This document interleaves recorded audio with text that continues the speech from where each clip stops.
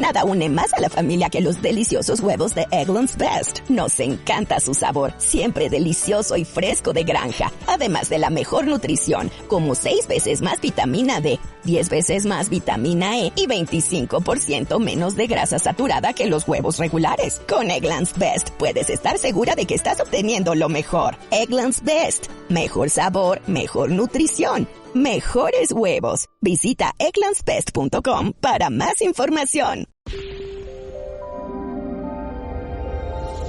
El universo inexplicable.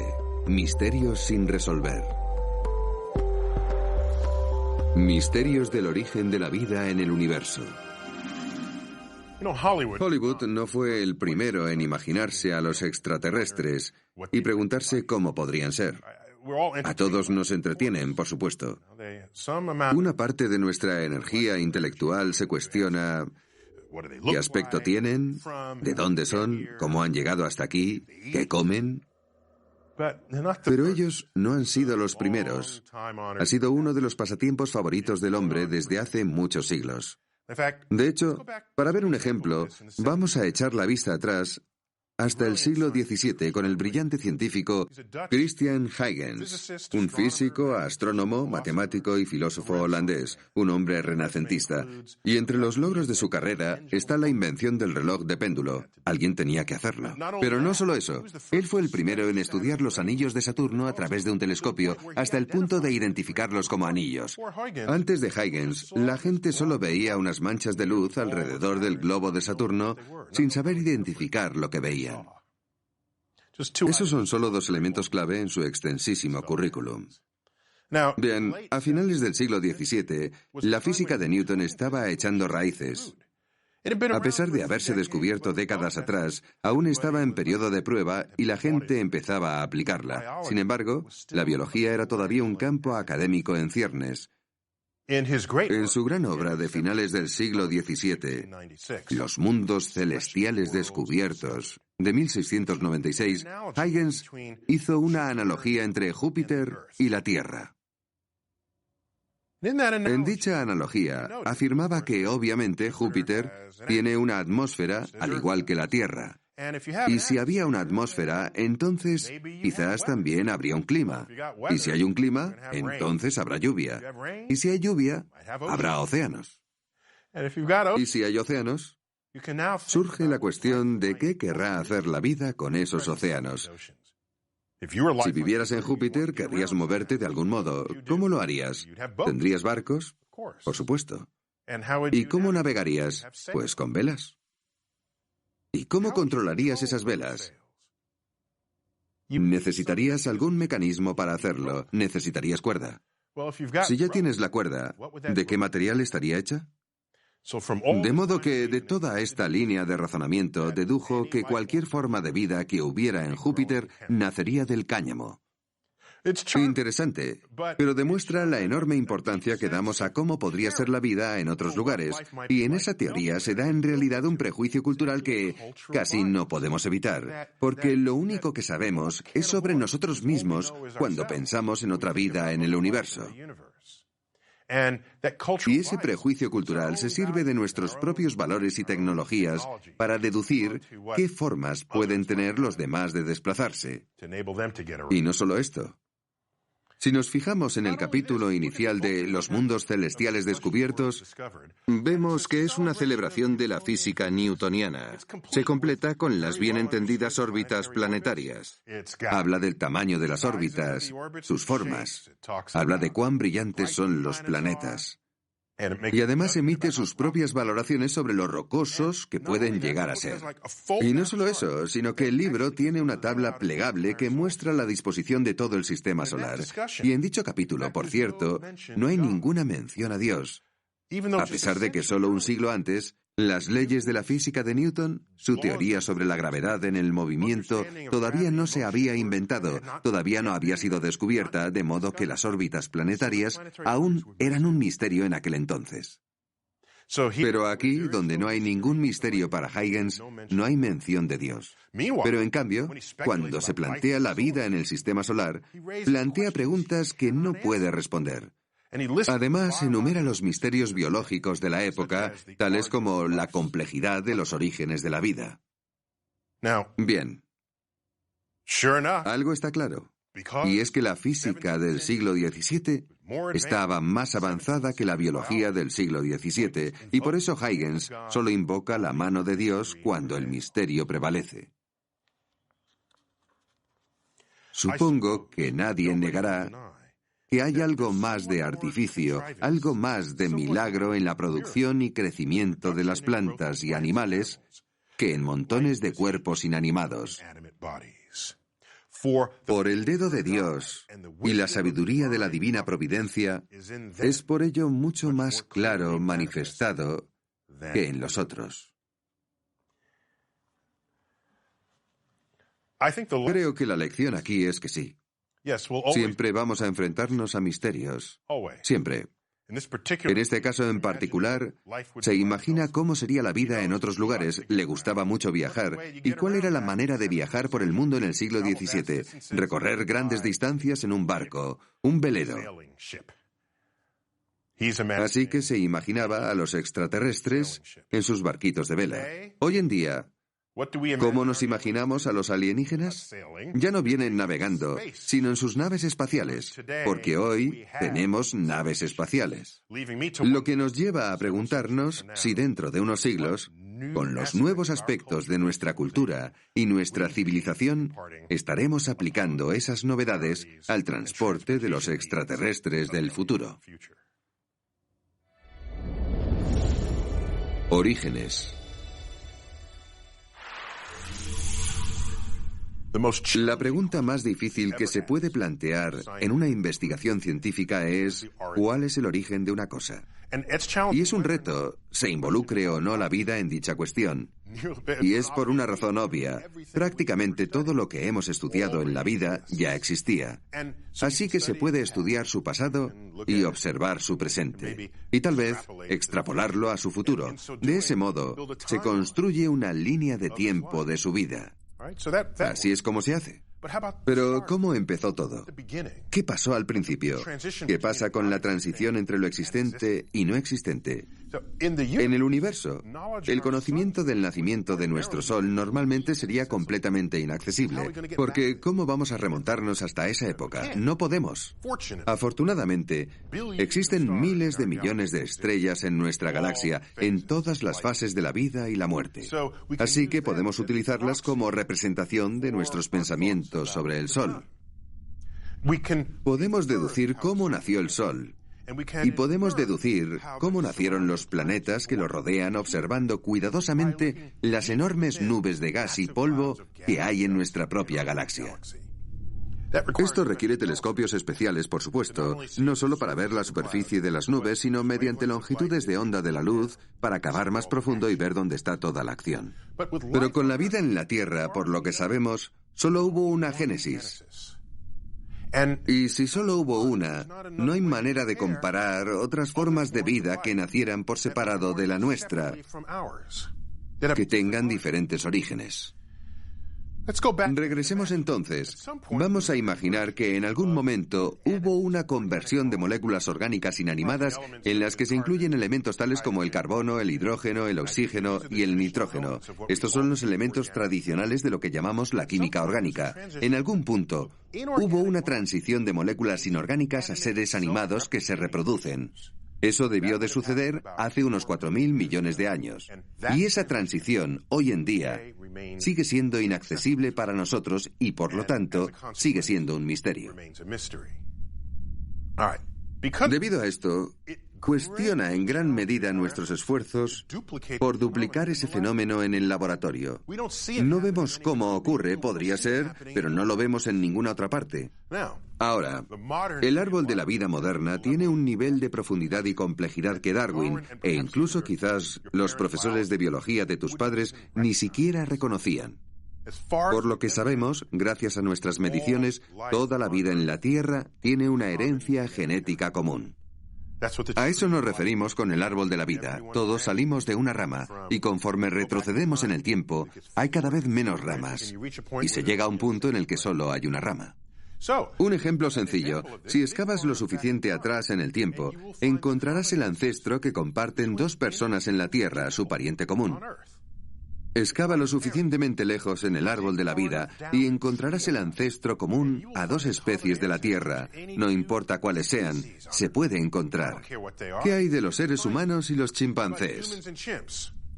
Eso es pasado reciente. ¿Y los humanos y los peces de colores? Hay que irse un poco más atrás. ¿Y los humanos y las setas? ¿O los humanos y las células de levadura? Hay un punto en el que se encuentra el nexo entre las dos ramas de la vida moderna. Así que, por lo que hemos sido capaces de determinar, ha habido una sola génesis en la Tierra.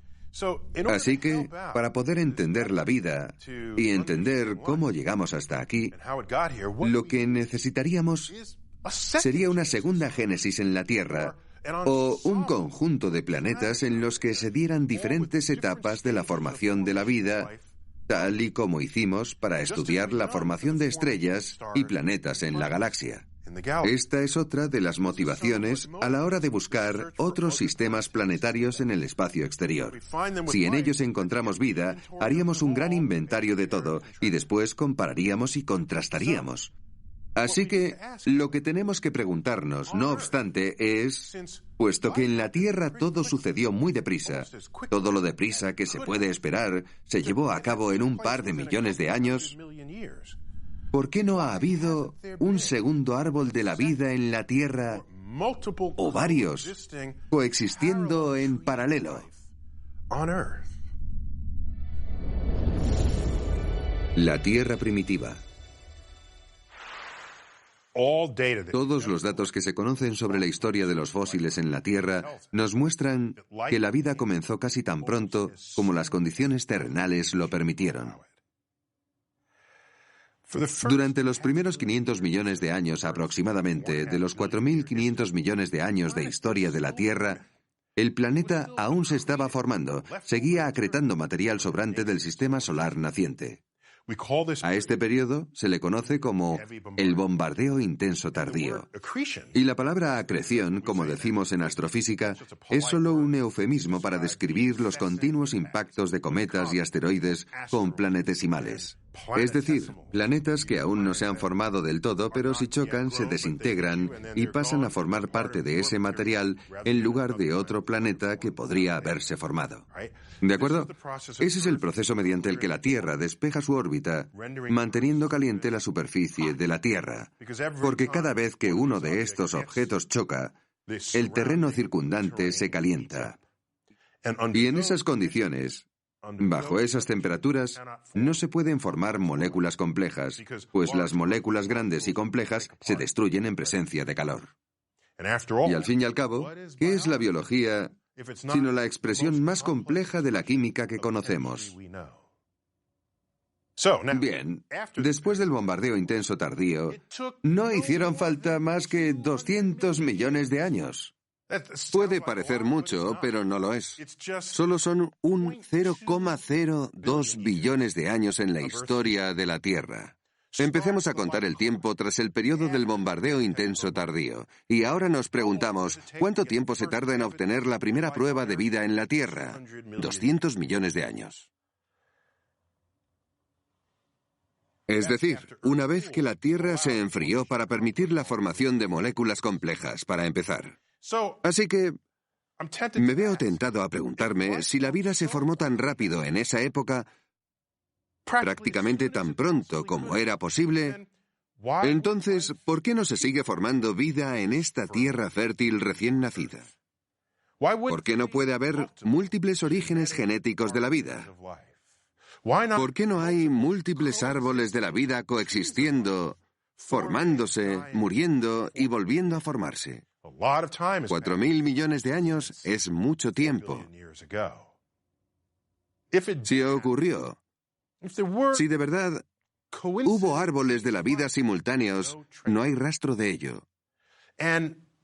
Y si fue así, nuestro árbol de la vida fue mucho más fructífero en la explotación de los recursos de la Tierra que cualquier otro árbol de la vida que pudiera haber estado compitiendo con nosotros. Y al final, fue nuestro árbol de la vida el que ganó. No estábamos allí en aquel entonces, pero los fósiles nos hablan de un solo árbol de la vida, de modo que realmente no podemos saberlo. Extremófilos. Una de las ramas del árbol de la vida que se ha establecido hace solo un par de décadas es la comunidad de organismos conocidos como extremófilos. Y como su nombre indica, se trata de amantes de los ambientes extremos. Unos ambientes que nosotros, los humanos, encontraríamos hostiles e incómodos. Lejos queda la época en que nos imaginábamos que toda vida en la Tierra requería de un lugar cálido, a temperatura ambiente, para poder evolucionar.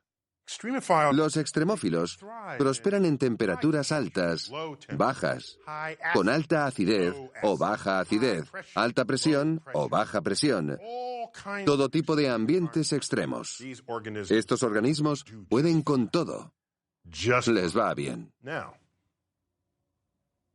Teniendo eso en cuenta, vamos a considerar que las recientes simulaciones por ordenador de impactos asteroides en la superficie de los planetas nos revelan que las rocas circundantes pueden ser lanzadas al espacio evitando la fuerza gravitacional del planeta donde fueron halladas. Ese es un hecho interesante. Nos quedamos con ese hecho también. Bien. Tenemos la existencia de microbios extremos. Los microbios que pueden prosperar en ambientes extremos. También tenemos rocas que pueden lanzarse al espacio interplanetario, lo que les permitiría algún día aterrizar en otros planetas con el tiempo debido. Los cálculos muestran que, por ejemplo, rocas de Marte han llegado hasta la Tierra, rocas de la Tierra han ido a parar a la Luna y a Marte, y así sucesivamente por todo el sistema solar. Ahora, hay pruebas que demuestran que hubo agua líquida en el Marte primitivo. Pruebas verídicas. Pero Marte está completamente seco hoy. Pero miremos las características de su superficie. Hay cauces secos que serpentean. Y hay llanuras aluviales y lechos de lagos. Todo completamente seco hoy. Seco como una pasa. Algo malo sucede en Marte. No sabemos qué, pero algo malo. En su día, sin embargo, suponemos que Marte fue todo un oasis. Por lo tanto, puede ser cierto que Marte fue húmedo y fértil mucho antes de lo que lo fue la Tierra. De ser así, quizás cabe la posibilidad de que hubiera bacterias polizones en Marte, escondiéndose en los rincones y grietas de las rocas que salieron disparadas al espacio. Algunas de esas rocas pudieron haber hecho el viaje desde Marte a la Tierra. Supongamos que tenía una gran diversidad de microbios de los que les gustan los entornos cálidos, así como microbios que pueden prosperar en condiciones adversas. Entonces, solo aquellos microbios que sobrevivieron al frío, la sequía, la radiación intensa del espacio, habrían sobrevivido, otorgando vida a la Tierra primitiva, otorgando a la Tierra primitiva los extremófilos. Esto se conoce como panspermia. Y ello implica, si es cierto, que toda la vida de la Tierra desciende de los marcianos. Iralidad de la vida. Todo esto nos lleva a un par de preguntas interesantes, en mi opinión. Supongamos que encontramos vida en Marte y se basa en un ADN. Podrían darse dos posibilidades. O bien que la vida allí tenga ADN en común con la vida en la Tierra. Esa es la prueba irrefutable de que somos descendientes de los marcianos. Pero supongamos que tiene ADN y no hay un código genético en común. Eso nos revelaría que el ADN puede ser una molécula fundamental de la vida. Y si quisiéramos encontrar vida en cualquier otro sitio, tendría que ser basándonos en el ADN. Su ADN no tendría nada en común con el nuestro, puesto que no han evolucionado conjuntamente aquí. Así que Lo que sería más interesante, creo yo, sería ir a Marte y descubrir que hay vida, pero que esa vida ni siquiera está basada en el ADN. Ese sería un resultado mucho más interesante para mí, puesto que nos revelaría otra manera que tuvo la naturaleza de crear vida. Y nos diría que la vida, de hecho, no requiere de ADN. Encontró otra manera de codificar la identidad, de averiguar cómo hacer que una criatura sea diferente a otra. Si tenemos todo esto en cuenta y cavamos más profundo, lo que encontramos es que la vida en la Tierra no es sencilla. ¿Se basa en el ADN o no? Por supuesto que sí. Pero hay otro aspecto que también es cierto, del que casi nunca se habla, y es el hecho de que las moléculas complejas, casi todas ellas, tienen una especie de mano dominante. No son la misma a un lado del espejo y al otro, y sin embargo, son químicamente idénticas. Como ejemplo, si coges un guante de la mano izquierda, y lo miramos a través de un espejo, ese guante en el espejo será un guante de la mano derecha, y viceversa. Por lo tanto, es posible tener un producto químico que es idéntico a otro producto químico en la teoría. Pero si lo estudiamos bien, veremos que es diferente en el espejo a lo que tú ves a este lado del espejo. Un ejemplo muy famoso, mi ejemplo favorito, es el de la molécula que da el sabor que obtenemos de la hierbabuena. Si escribimos la fórmula, es idéntica a la del sabor del comino, mismo número de átomos en la misma secuencia. Pero uno de ellos tiene la orientación de la mano izquierda y el otro, el de la diestra, y nuestras papilas gustativas distinguen los dos sabores. Y, por supuesto, el sabor de la hierbabuena y el comino no tiene nada que ver. No hay relación entre uno y el otro. Sin embargo, es la misma molécula. Resulta que la vida es abrumadoramente zurda. Las moléculas orgánicas están en los meteoritos, porque de hecho las moléculas orgánicas se pueden formar en el espacio interestelar, en el espacio intergaláctico y en el espacio interplanetario. Estas moléculas son perceptibles por todo el universo. Cuando encontramos moléculas orgánicas en los meteoritos y nos preguntamos cuántas de ellas serán zurdas y cuántas de ellas diestras, la respuesta es 50-50. Sin embargo, esas mismas moléculas, cuando nos fijamos en ellas en la vida en la Tierra y nos inclinamos por las que son zurdas o diestras, el 100% de ellas serán zurdas. Lo cual te hace plantearte, ¿habrá otro planeta ahí fuera como el nuestro, salvo porque allí sus moléculas son diestras? Es una pregunta muy interesante. ¿O por qué no hay un ecosistema coexistente en la Tierra en el que se desarrolle este régimen diestro?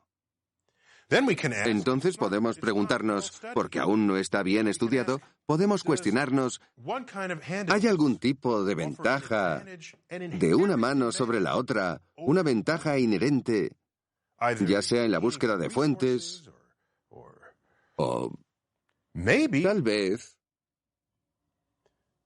dos formas de vida? Si una no interactúa con la otra, podría ser que no se puede derivar el alimento de la vida con la mano derecha frente a la vida con la mano izquierda. Ese sería un planeta interesante en el que vivir. Tendrías que saber de antemano cuál es tu presa. ¿Es zurda o diestra en su construcción molecular? Es una película de ciencia ficción que aún no se ha filmado, o un libro que espera a ser escrito. Yo desde luego lo compraría.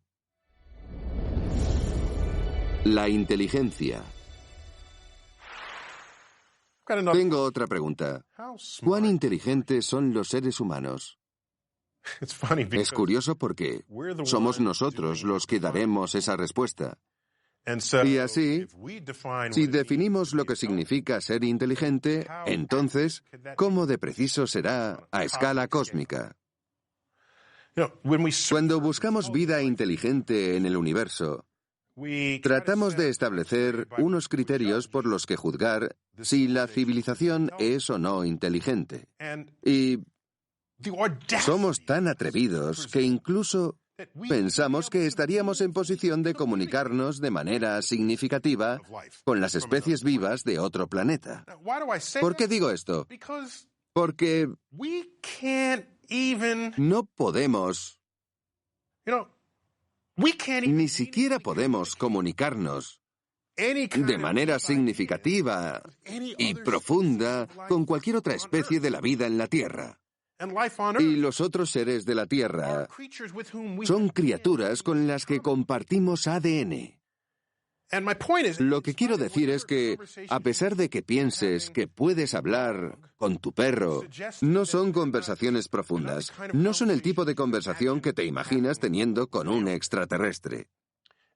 Por eso, me cuestiono nuestra audacia al decir que somos inteligentes. Podríamos mantener una conversación con cualquier otra especie inteligente. Eso es ser un poco atrevido, arrogante, de hecho. Vamos a profundizar en esto. Vamos a explorar qué significa. Vamos a comparar la inteligencia humana, como la definimos, con la de un chimpancé, utilizando nuestras propias definiciones. Nuestro ADN es casi idéntico al del chimpancé. La diferencia es insignificante. La diferencia entre el ADN de un chimpancé y los seres humanos es menos del 1%.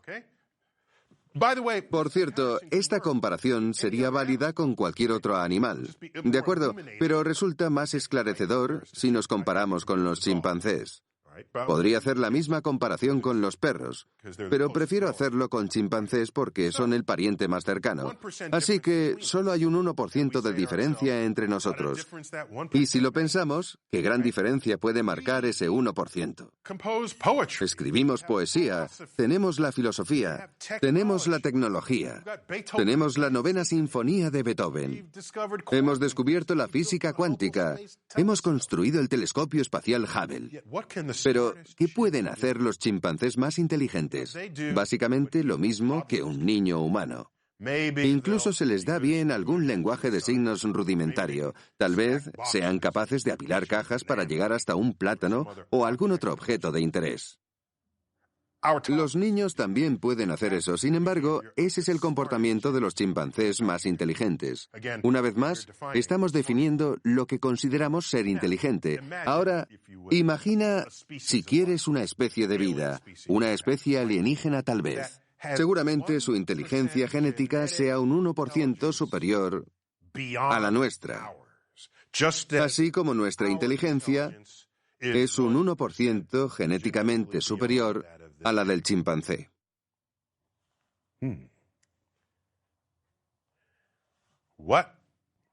¿Qué les pareceríamos a ellos?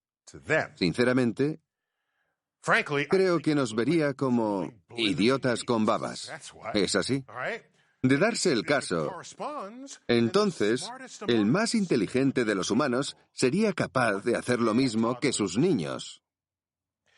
Imagínate sus investigaciones de los humanos, analizando a Stephen Hawking y comentando, mira, sabe hacer cálculos de astrofísica de cabeza, lo mismo que nuestro pequeño Timmy en preescolar. Probablemente es lo que dirían sobre nosotros porque eso es lo que decimos nosotros acerca de los chimpancés. Podemos seguir por ahí. Imagina a sus niños en edad preescolar. Traerían a casa sus óperas recién compuestas para colocarlas en la puerta de la nevera, y nosotros, en cambio, ¿qué traemos a casa? Collage hechos de pasta. Sus preescolares llevarán a casa derivaciones de cálculo en lugar de dibujos pintados con los dedos. ¿Nos considerarían inteligentes esas especies? ¿Nos esclavizarían y nos meterían en un zoológico? ¿Nos daríamos cuenta siquiera si lo hicieran? De hecho, ¿es la Tierra un zoológico para su propio entretenimiento? Si son mucho más inteligentes que nosotros, sería solo un ejercicio trivial en su cultura. Porque nosotros lo hacemos con otras criaturas que no son tan inteligentes como nosotros. Bien, lo que más nos aterra es quizás el pensamiento de que pueda haber una especie así ahí fuera. Esa especie ha peinado la galaxia en busca de vida inteligente. Esa especie ha visitado la Tierra, ha observado nuestra forma de actuar, nuestra cultura, y llegó a la conclusión, en base a todos los datos que recopiló sobre nosotros, los que vivimos en la Tierra, que aquí no hay ninguna señal de vida inteligente.